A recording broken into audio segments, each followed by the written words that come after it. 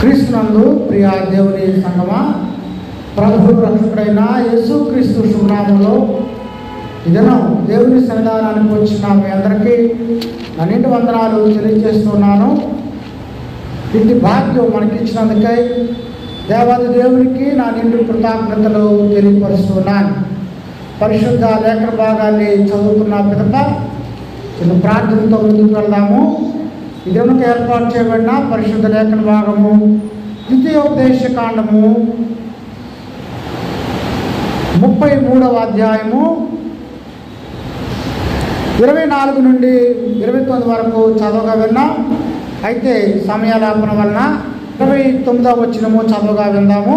ప్రస్తుతం ఇశ్రాయేలు నీ భాగ్యం ఎంత గొప్పది, యెహోవా రక్షించిన నిన్ను పోలిన వాడెవడు, ఆయన నీకు సహాయకరమైన కేడము, నీకు ఔన్నత్యమును కలిగించు ఖడ్గము, నీ శత్రువులు నీకు లోబడినట్లుగా వారు వేషము వేయుదురు. ప్రార్థించడము తరడించినట్లయితే ప్రార్థన.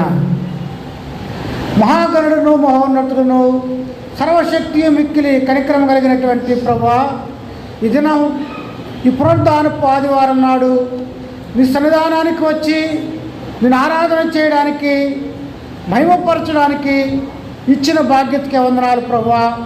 ఇంతవరకు జరిగిన ఆరాధన అంతటికై కృతజ్ఞతలు. పాటల్లో సాక్ష్యాల్లో నీ బిడ్డలు నడిపించిన విధానంకై స్తోత్రాలు.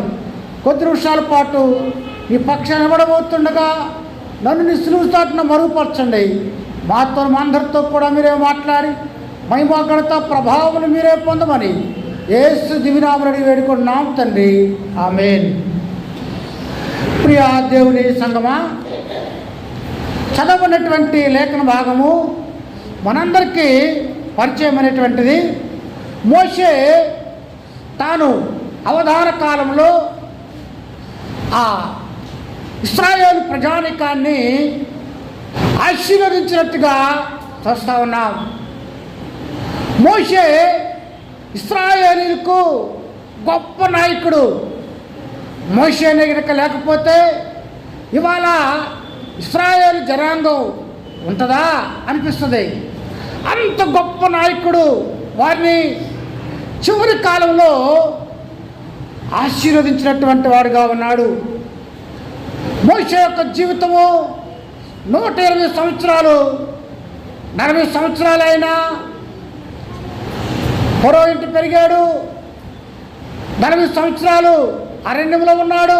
గొర్రెలు కాస్తూ మామగారి రఘుయేలు గొర్రెలను. అనంతరము 40 ఏళ్ళు ఇశ్రాయేలీలు కానానుకు ఆ ప్రయాణం మనం చూస్తూ ఉంటాం. మోషే బైబిల్ అంతట్లోకెల్లా మిక్కిలి సాత్వికుడుగా, దేవుని ఇంటి అంతట్లో కూడా నమ్మకస్తుడిగా మోషేను మనము చూస్తూ ఉన్నాం. అంతేకాదు, గొప్ప విషయం ఏమిటంటే మోషే ముఖాముఖిగా దేవునితో మాట్లాడాడు. దేవునితో సత్సంబంధం, కమ్యూనికేషన్. నేను అనుకుంటాను కదా, అంతకంటే గొప్ప విషయం ఏది కూడా లేదు. బైబిల్ చెబుతుంది మరియా ఉత్తమమైన దాన్ని. అంటే ఏంటి? యేసు ప్రభు యొక్క పాదాల యొద్ద కూర్చుని ఆయన ముఖ దర్శనాన్ని చూస్తూ ఉండాలా. అది ఉత్తమమైంది, అది అవసరమైంది ఒక్కటే ఆమె ఎన్నుకుంది.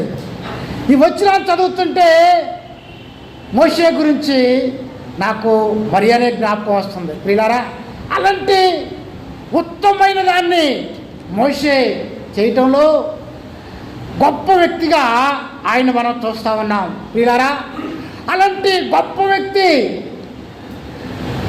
సరిపోల్చాలంటే యేసు ప్రభు కూడా ఎలాగైతే తాను అవతార కాలంలో చివరిసారి బేతనాయకులో ఎలాగైతే వారిని ఆశీర్వదించాడో మోషే కూడా ఆయన ఆశీర్వదించినటువంటి వారుగా ఈ పక్క అధ్యాయం 34వ అధ్యాయంలో 8-9వ వచనం ఒకసారి. 34:9 చదువుతున్నది. మోషే తన చేతులను నూను కుమారుడైన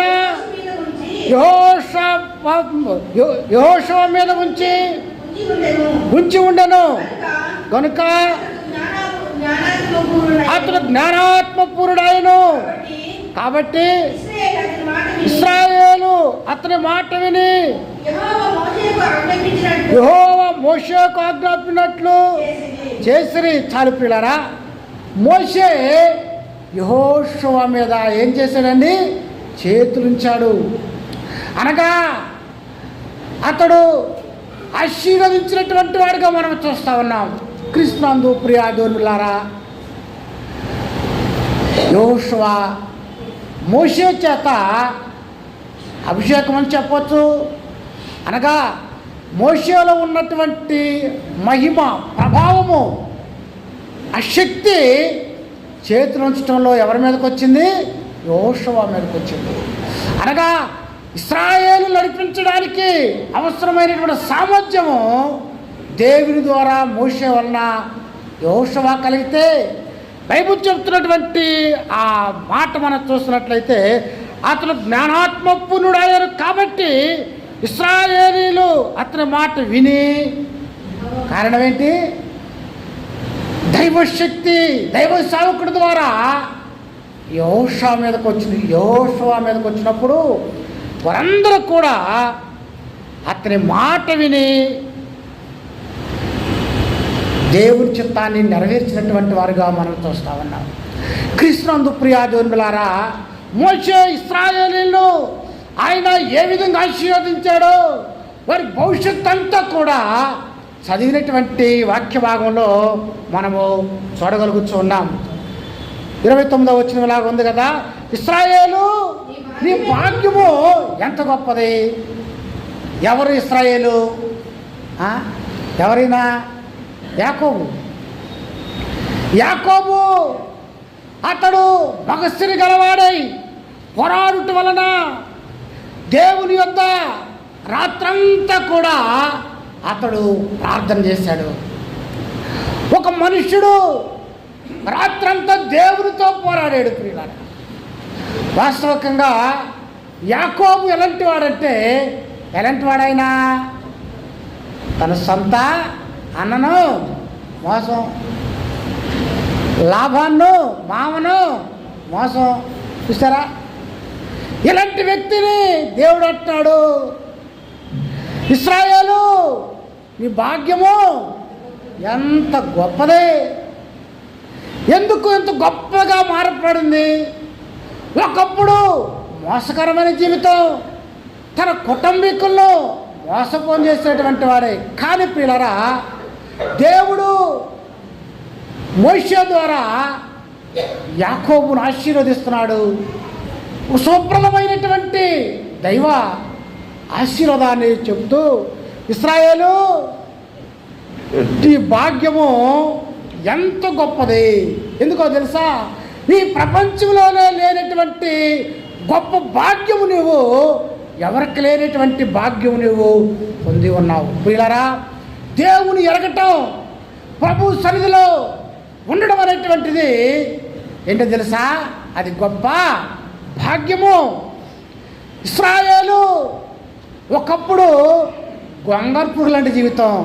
కానీ గొంగర పురుగు ఎలా మారుతుంది? అదిగో మీరు అందరూ చెప్తున్నారుగా, చితాగోలు చిలకగా మారిపోతుంది కదా. గొంగళ పురుగు చూస్తే అందరూ దాన్ని ఏం చేస్తారు? అసహించుకుంటారు, ఎవరు ఇష్టపడరు. అయితే అది కొద్ది దినాల తర్వాత దాని దశ దిశ రూపం మార్చుకున్నప్పుడు అందరూ కూడా దాన్ని ఇష్టపడతారు. యాకోబు జీవితం కూడా మోసకరమైందే. కానీ ఎబ్బేకు రేవు దగ్గర అతను ఏం చేశాడు? మగసిరి గలవాడై రాత్రంతా దేవునితో పోరాడుటను బట్టి దేవుడు అంటున్నాడు, ఇశ్రాయేలు నీ భాగ్యము ఎంత గొప్పది. ఒకప్పుడు మోసగాడే, ఒకప్పుడు నీ జీవితం ఇలాంటిదే. అయితే నీవు పోరాటం ద్వారా భాగ్యవంతుడిగా మార్చబడ్డావు. ప్రియులారా, అందరము ఎక్కడెక్కడ పుడతాం కదా.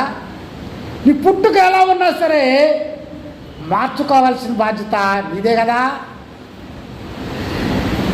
ఒక వ్యక్తి ఎవరు కూడా మార్చలేరు.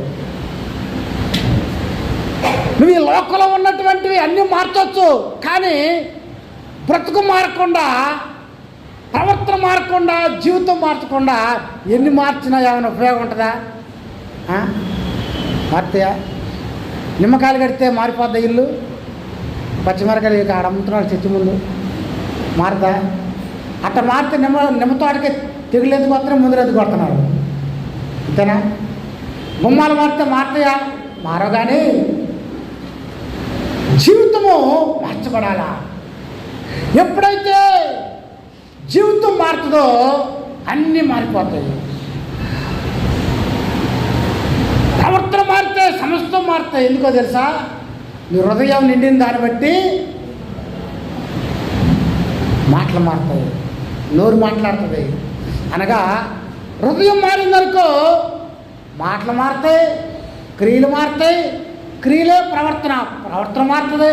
అందువల్ల మనిషి అంతరంగం మార్చాలి, అప్పుడు సమస్తం కూడా మారిపోతాయి. సంవత్సరం వచ్చినప్పుడు క్యారెక్టర్ ఈజ్ మై డెస్టినీ అని నెహ్రూ ఒక పుస్తకం రాస్తాడు. ఆయన అంటాడు కదా, if you have no good character freedom will be useless అన్నాడు.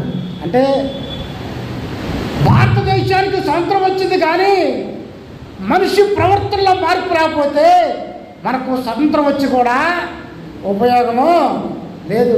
రోడ్లు వేసినంత మాత్రాన, బిల్డింగ్ కట్టిన మాత్రాన మనిషి జీవితాలు మారవు. మారాల్సింది ఎక్కడ? క్యారెక్టర్, అంతరంగం మార్పు లేకుండా ఎలాంటి ప్రయోజనం కూడా ఉండదు. వీళ్ళరా, బయటికి అన్ని చేయొచ్చు, కానీ మార్పు వస్తేనే దేవుడు అంటున్నాడు. యాకోబు మారిపోయాడు కనుక యాకోబుతో దేవుడు ఏమన్నాడు తెలుసా? యాకోబు ఎలా మార్చబడ్డాడు? ఇశ్రాయేలుగా మార్చబడ్డాడు. మార్చబడిన తర్వాత ప్రభు అంటున్నాడు, ఇశ్రాయేలు నీ భాగ్యము ఎంత గొప్పది, దేవుడు నీకు ఇవ్వబోతున్నటువంటి ఆశీర్వాదము ఎంత గొప్పది. ఎందుకో తెలుసా? బైబిల్ చెబుతుంది, యెహోవా తమ దేవుడు గల జనులు ధన్యుడు అనేటువంటి మాట పక్క రాష్ట్రం తమిళనాడులో ఏముంటుందంటే భాగ్యవంతుడు అని ఉంటుంది. ధన్యుడే భాగ్యవంతుడు అంటే ఏంటి? ఎవరిని అంటారు భాగ్యవంతుడని? బాగా డబ్బున్న వాళ్ళు అంటారు. అలాగే మరి దేవుడిని కలిగి ఉండడం అనేటువంటిది ఈ లోకంలో ధన్యకరమైన జీవితం.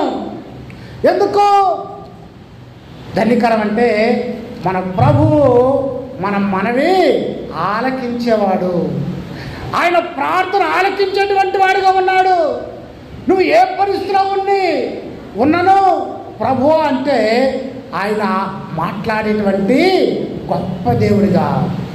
క్రీస్తునందు ప్రియాదులారా, ప్రభువుని పలకరిస్తే చాలు, ఆయన నేను ఉన్నానంటాడు కనుక నేనున్నాను ఇశ్రాయేలు, నీవు ఎంత గొప్పవాడవు, నీ భాగ్యము ఎంత గొప్పది. ప్రియాదులారా, యెషయా గ్రంథము 66వ అధ్యాయము, యెషయా గ్రంథము 66:13 వచ్చిన చదవమ్మా.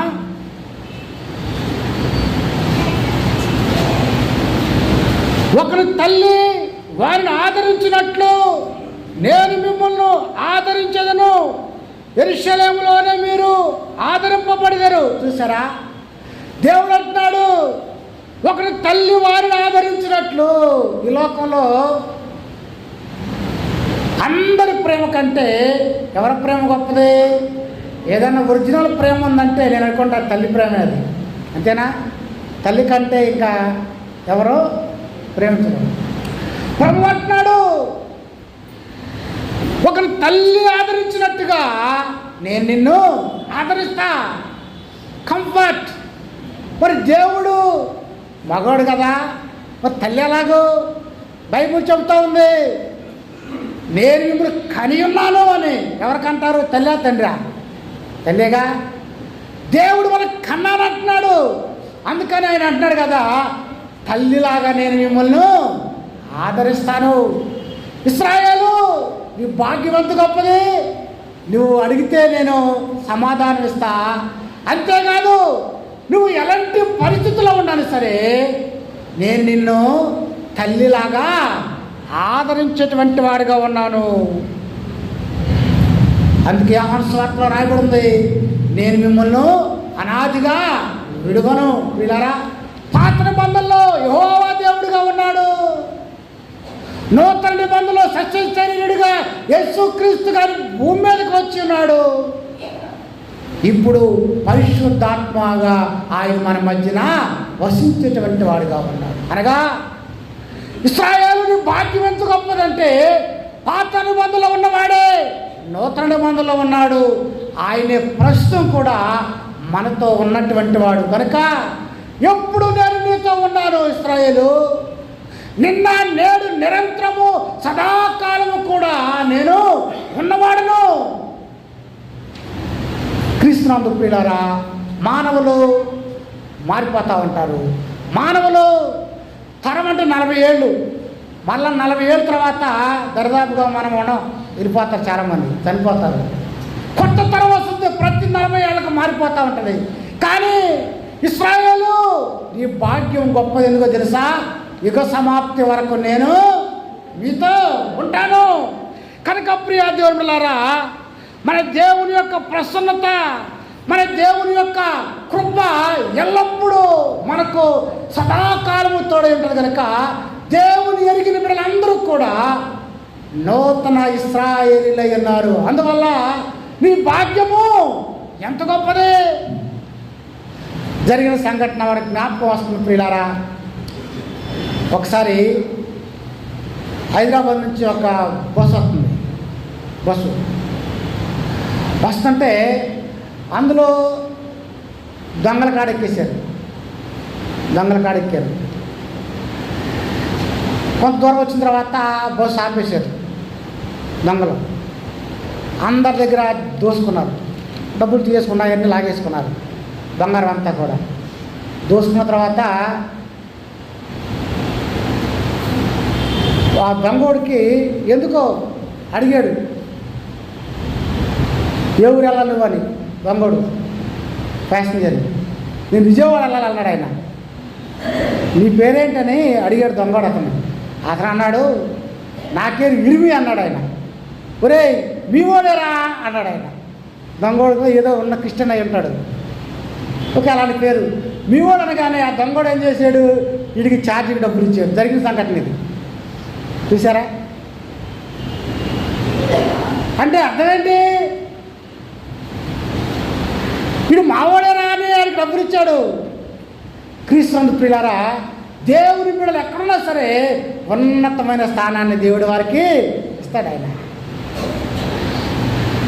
బబులోను చెరలో ఇశ్రాయేలు ఉన్నప్పుడు కూడా వారు బానిసలైనప్పటికీ దేవుడు వారికి షడ్రకు, మేషక్కు, అబ్దుల్గడు ఉన్నతమైన స్థానాలు దేవుడు వారికి ఇచ్చాడు. ఆయన బానిసత్తులో ఉన్నవారికి కూడా గొప్ప భాగ్యము. ఎస్టేరు ఒక బానిసామ సింహాసన స్థితికి రాణి అయ్యిందామా. దేవుని బిడ్డలు ఎక్కడున్నా సరే ఇశ్రాయేలు, నీ భాగ్యము ఎంత గొప్పది. చూసారా? దేవుని బిడ్డలు ఎక్కడున్నా సరే యోసేపును ఐగుప్తు అమ్మబడ్డాడు, గోత్రం వేయబడ్డాడు, ఆ దేశానికే ప్రధానమంత్రి అయ్యాడు. కారణం ఏంటి? ఇశ్రాయేలు, నీ భాగ్యము ఎంత గొప్పది. క్రీస్తునందు ప్రియ దేవుని బిడ్డలారా, దేవుని బిడ్డల యొక్క భాగ్యము ఎంతో గొప్పది. ఎందుకంటే ప్రకటన గ్రంథం సెలవిస్తూ ఉంది, 3వ అధ్యాయము 21వ వచనంలో, తనతో కూడా కూర్చుండబెట్టుడికై దేవుడు నిన్ను నన్ను ఏం చేయబోతున్నాడు? ఆయనతో కూడా ఆ ధవళ సింహాసనమందు ఉన్నటువంటి ఆయనతో కూర్చునేటువంటి గొప్ప బాధ్యత దేవుడు మనకు అనుగ్రహించి ఉన్నటువంటి వాడు ఉన్నాడు. క్రీస్తునందు ప్రియ దేవుని బిడ్డలారా, అందుకే పేతురు అంటాడు, మీరు ఆశ్చర్య చీకట్లో నుండి ఆశ్చర్యకరమైన వెలుగులోనికి పిలవబడినటువంటి వారుగా ఉన్నారు. క్రీస్తునందు ప్రియాదులారా, రాజులైన యాజక సమూహంగా పేతురు చెప్తాడు. అందుకని ఇశ్రాయేలు, నీ భాగ్యం ఎంత గొప్పది. ఒకప్పుడు చీకటైన జీవితమే కానీ నేడు నీవు వెలుగులోనికి వచ్చినటువంటి వాడుగా ఉన్నావు. క్రీస్తునందు ప్రియాదులారా, ఇశ్రాయేలు యొక్క భాగ్యం గొప్పది. ఎందుకంటే తండ్రితో కూడా సింహాసనమందు ఆయన కూర్చున్నటువంటి గొప్ప బాధ్యత దేవుడు తన బిడ్డలైనటువంటి వారికి ఇచ్చినటువంటి వాడుగా ఉన్నాడు. క్రీస్తునందు ప్రియాదులారా, మొట్టమొదటి వచనము, మొదటి భాగము, ఇశ్రాయేలు నీ భాగ్యము ఎంత గొప్పది అనగా దేవుడు మనందరికి కూడా గొప్ప భాగ్యాన్ని ఈ లోకంలో పరలోకంలో కూడా గొప్ప బాధ్యతను ఆయన ఇచ్చినటువంటి వాడుగా ఉన్నాడు. లేఖనము సెలవిస్తూ ఉంది. రెండవ మాట చదవమ్మా. యెహోవా రక్షించిన నిన్ను పోలిన వాడెవడు. హల్లెలూయా. చూసారా, యెహోవా రక్షించిన నిన్ను పోలిన వాడెవడు. నిన్ను రక్షించిన వాడెవడు? యెహోవా రక్షించాడు. నిన్ను పోలిన వాడెవరు ఉన్నారంటే నీకు సాటి అయినటువంటి వారు ఎవరు కూడా లేడు. ప్రియులారా, ప్రపంచంలో 700 కోట్లకు పైగా మనుషులు ఉన్నారు, జనం ఉన్నారు. కానీ నీకులాగా ఎవరు ఉన్నారా? నీలాంటి కన్నులు కానీ, నీలాంటి ఏడు ముద్ర తమ్మ అంటాం కదా మనం, నీలాంటి స్వరూపం ఎక్కడన్నా ఉందా? లేరు. దేవుడు ఒక్కొక్కరిని ఒక్కొక్క రీతిగా ఆయన తయారు చేసుకున్నాడు తన సంకల్పాన్ని నెరవేర్చడానికి. అందుకనే యెహోవా రక్షించిన నిన్ను పోలిన వాడు ఎవడున్నాడు ఈ లోకంలో? నీకు ఒక రూపాన్ని ఇచ్చాడు, నీకు తన పోలికనిచ్చాడు. ఆదికాండము 1వ అధ్యాయము 28వ వచనం చూస్తాం కదా. In his image he can created us. ఆయన స్వరూపంలో నిన్ను నన్ను నిర్మించుకున్నాడు. నువ్వు ఎవరము? Who are you? You are the image of God. దేవుని యొక్క స్వరూపాన్ని, దేవుని యొక్క లక్షణాలను మనమందరము కూడా కలిగి ఉన్నటువంటి వారంగా ఉన్నాము. అందుకనే నిన్ను పోలినటువంటి వాడు ఎవరున్నారు ఈ లోకంలో? క్రీస్తునందు ప్రియాదులారా, మనమందరము కూడా దేవుని యొక్క రూపంలో, ఆయన స్వరూపంలో చేయబడినటువంటి వారంగా ఉన్నాము. శపను రాళ్ళతో కొట్టి చంపుతున్నప్పుడు అతని ముఖం ఎలా ప్రకాశించింది? దేవదూత వలె ప్రకాశించింది. దేవదూత అంటే ఏంటి? దేవుని స్వరూపం. అతను శ్రమపడుతున్నప్పుడు, మరణిస్తున్నప్పుడు దేవుని రూపం. క్రీస్తునందు ప్రియులారా, అలాగే మోషే రూపం కూడా, ముఖము కూడా ప్రకాశించేటువంటిదిగా లేఖన భాగము సెలవిస్తూ ఉంది.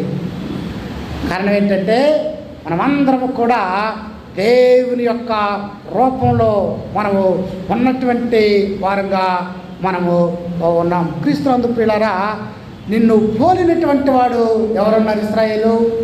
నీకు నీవే సాటి.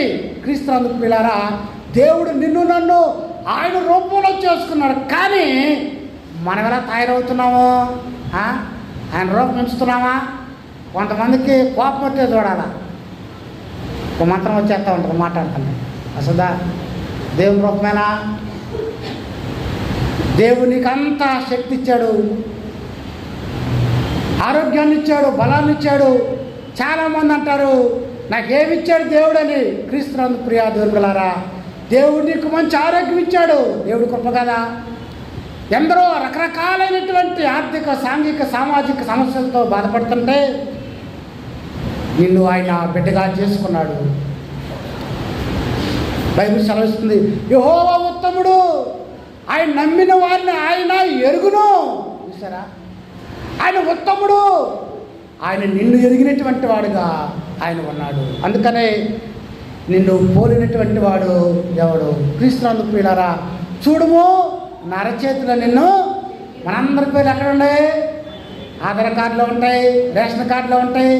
కానీ కొంతమంది పోతా ఉంటాయి. ప్రభు మాత్రం మనందరి పేర్లు ఎక్కడ రాసుకున్నాడు?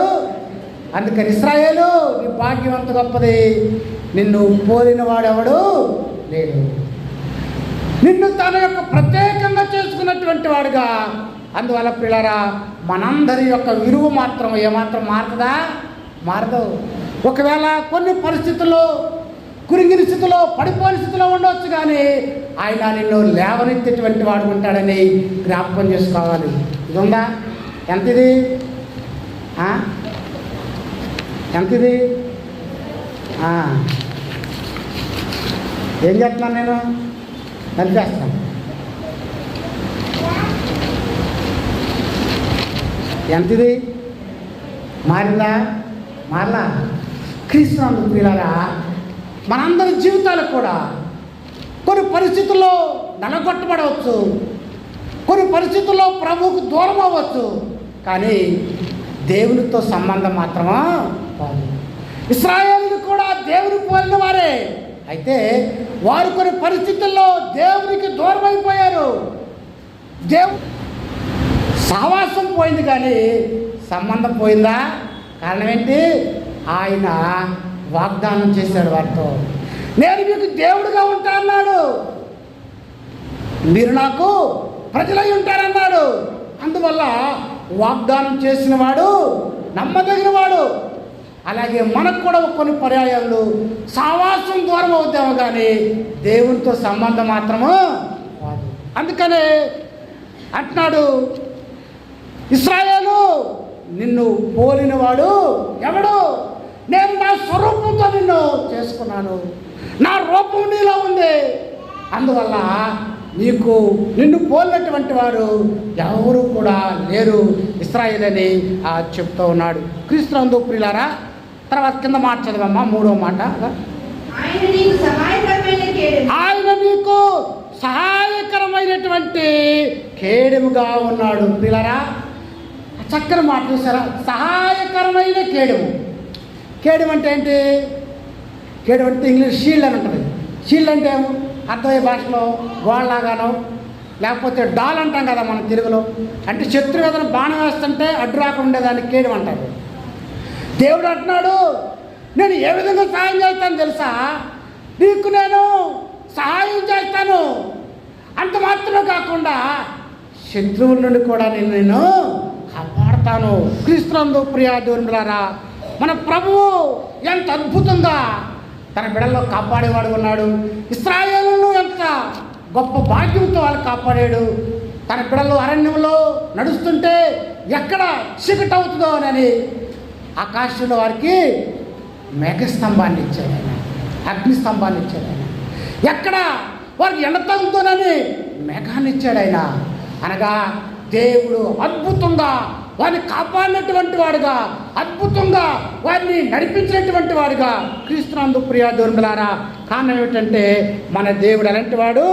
ఆయన అద్భుతాలు చేసేటువంటి వాడుగా, సహాయం చేసేటువంటి వాడుగా మనం చూస్తూ ఉన్నాం. క్రీస్తునందు ప్రియ దేవులారా, మన ప్రభు ఆపత్కాలంలో నమ్మదగిన సహాయకుడు. ఏ కాలంలో? ఆపత్కాలంలో. అవసరమైనప్పుడు మరి మనుషులు అవసరాలకు వాడుకుంటూ ఉంటారు, అంతేనా? అవసరం అవగానే అన్నం తిన్న ఇస్రాకుని పడేస్తాను చూసావా? అది మనుషుల స్వభావం, అవసరానికి వాడుకునే స్వభావం. కానీ ప్రభు అన్నాడు, ఆపత్కాలంలో నమ్ముకునదగిన సహాయకుడు. అందుకని యాకోబు, నేను ఎలా ఉన్నానంటే నీకు ఇదిగో ఆయన నీకు అవసరమైన కేడెముగా, సహాయముగా ప్రభువు ఉన్నాడు. క్రీస్తునందు ప్రియా దేవులారా, ఆయన సహాయకరమైనటువంటి కేడెముగా ప్రభు ఉన్నాడు. కింద మాట చదవమ్మా. నీకు ఔన్నత్యమును కలిగించు ఖడ్గము. చాలు పిల్లారా, నీకు ఔన్నత్యమును కలిగించు ఖడ్గము. ఔన్నత్యం అంటే ఏంటి? ఔన్నత్యం అంటే ఏంటి? గొప్పది, ఉన్నతమైంది, అంటే శ్రేష్టమైంది. ఆయన శ్రేష్టమైనటువంటి మహిమను నీకు ఇచ్చేటువంటి వాడిగా, నీకు ఔన్నత్యము కలిగించు ఖడ్గము. రాజుల దగ్గర, ఉన్నతమైనటువంటి వారి దగ్గర ఏముంటాయి? ఖడ్గాలు ఉంటాయి రాజుగారి దగ్గర. అంటే ఏంటి? ఖడ్గం ఉందంటే ఆయనకి చంపే అధికారం కూడా ఉంటుంది. ఎస్పీ దగ్గర కానీ వాళ్ళ దగ్గర పిస్టల్స్ ఉంటాయి, కర్రలు ఉంటాయి. వాళ్ళ దగ్గర ఎస్పీ గారు చెప్తుంటారు దాన్ని బ్యాట్ని అంటారు. అంటే అర్థం ఏంటి? ఆయనకి దండించే అధికారము ఉంది. యాకోబు, నీ పక్షాన నేనున్నాను, నీ పక్షాన నేను గొప్పతనము కలుగజేసేటువంటి వాడిగా ఉన్నాను, నీకు ఔన్నత్యాన్ని ఇచ్చేటువంటి వాడిగా ఉన్నాను. అంతేకాదు కింద భాగంలో నీ శత్రువులు నీకు లోబడినట్టుగా వారు వేషం వేదురు. చూసారా? నీ శత్రువులు నీకు లోపడతారు. దావీదు అంటాడు, నా శత్రువులు ఎదుట నీవు భోజనము సిద్ధపరిచితివి. చూసారా? అనగా ఇశ్రాయేలీలప్పుడు ఒక కనాను దేశానికి వెళ్తున్నారు. వాళ్ళందరినీ కూడా మీరు ఏం చేస్తారు? వారి శత్రువులే, వారికి విరోధులే. ఈ లోకంలో శత్రువులు లేని వాళ్ళు ఉంటారా? అమ్మా, నాకెవరు శత్రువులు అని ఉంటారా? ఉండరు. అందరికి ఉంటారు, కనపడరు కానీ ఉంటారు. అందుకే ప్రభు అంటున్నాడు, మీకు శత్రువులు లోబున్నట్టుగా చేస్తాను. కింద భాగం చదవమ్మా. నీవు వారి ఉన్నత స్థలములను రొక్కుతావు. చూసారా? గొప్ప వాగ్దానం యాకోబుకు. నువ్వు వారి ఉన్నత స్థానాలు తొక్కుతావు. క్రీస్తునందు ప్రియా దేవునులారా, మన ప్రభు గొప్పవాడైన. ఒకప్పుడు యాకోబు జీవితము ఎలాంటిది? మోసగాడే, దొంగే. కానీ అతను మారిన తర్వాత ప్రభు అన్నాడు, నీ భాగ్యము ఎంత గొప్పది. నువ్వు శత్రువును తొక్కుతావు, నీకు సహాయం చేస్తాను, నేను కేడుగా ఉన్నాను, నిన్ను పోలినటువంటి వారు ఎవరు ఉండరు. నీ భాగ్యము ఎంత గొప్పది. మీరు అదే వాగ్దానం నూతన ఇశ్రాయేలుగా ప్రభు నీతో నాతో మాట్లాడుతున్నాడు. ప్రియబిడ్డ, ప్రభువు నెరిగిన నీవు, నీ భాగ్యము ఎంత గొప్పది. ప్రార్థన చేసుకుందాం. తల వంచండి. మార్పు చెందావా? రక్షించబడ్డావా? ఏదో దేవుని సంధానికి వస్తున్నా వెళ్తున్నావేమో, కానీ నువ్వు మార్పు చెందాలా? మారిన జీవితం నీలో ఉండాలి. యాకోబు, నిన్ను పోలిన వాడు ఎవరయ్యా? నీకు సహాయకరమైన కేడము నేనే. నువ్వు శత్రువులు అణగదొక్కుతావు. కారణం ఏంటి తెలుసా? మారిన మనిషి యాకోబు, మార్పు చెందిన మనిషి యాకోబు. మీరు దేవుని బిడ్డ, దేవుని సందుకు వస్తున్నావు మంచిదే, కానీ మార్పు ఉందా? మార్పు ఉందా?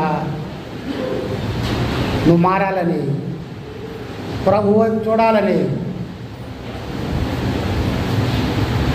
మార్పు చెందవా నీవు, మార్పు చెందవా, నీ మనసు మార్చుకోవా. అనుకూల సమయము ఇదే ఎరిగి నీ మనసు మార్చుకోవా. అంతా నాదేనని అన్నావు, ఏమీ లేక నీవు వెళతావు. ఆ వెళ్ళేది ఎక్కడికో తెలుసుకో. ఇలా మారాలా?